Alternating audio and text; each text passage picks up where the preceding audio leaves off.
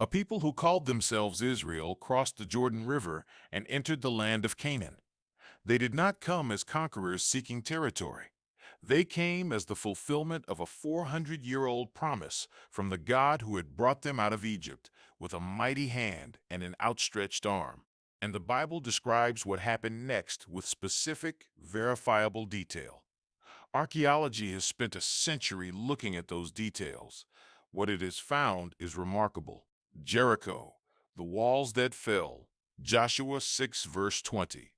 KJV. So the people shouted when the priests blew with the trumpets.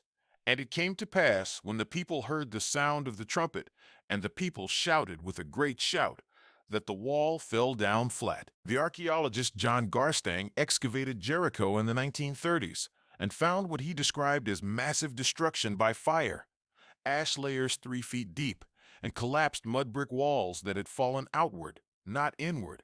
He dated the destruction to approximately 1400 BC, consistent with the biblical timeline. The stored grain in the city was untouched, consistent with a siege too short for the grain to be consumed, exactly as Joshua 6 describes.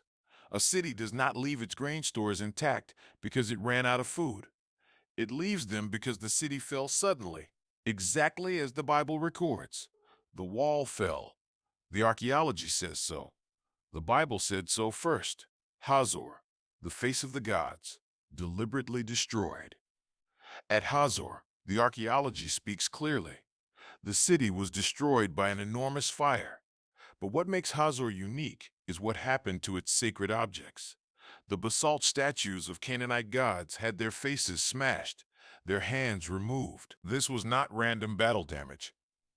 Yigal Yadin noted, Egyptian armies would not smash statues of their own gods. Canaanite rivals would not destroy gods their own people worshipped. But the Israelites had been commanded in Deuteronomy 7 verse 5 to break down their altars, smash their pillars, hew down their Asherah poles, and burn their carved images. The smashed faces at Hazor are the physical fingerprints of obedience to that command. The Bible said it would happen. The archaeology shows it happened. The voice from North Africa. The Greek historian Procopius of Caesarea, writing in the 6th century AD, records that Phoenician colonists in North Africa had erected stone columns bearing an inscription in their own letters. We are they who fled from before the face of Joshua, the robber, the son of Nun. Not from the Bible, not from archaeology, from the Canaanites themselves, writing their own history, on stone, in their own alphabet, centuries after they fled. They remembered Joshua. They knew why they had run. This is independent, non-biblical confirmation that the conquest happened, written by the people who experienced it. What the book of Judges records, the Bible itself tells us what happened after the conquest, and it does not conceal the failure. Judges 1 verses 27 to 28, KJV. Neither did Manasseh drive out the inhabitants of Bethshean, but the Canaanites would dwell in that land. Judges 3 verses 5 to 6, KJV. And the children of Israel dwelt among the Canaanites, Hittites, and Amorites, and Perizzites, and Hivites, and Jebusites. And they took their daughters to be their wives, and gave their daughters to their sons, and served their gods. Israel did not complete the conquest God commanded, and the consequence was exactly what God had warned. They served the gods of the people they failed to drive out.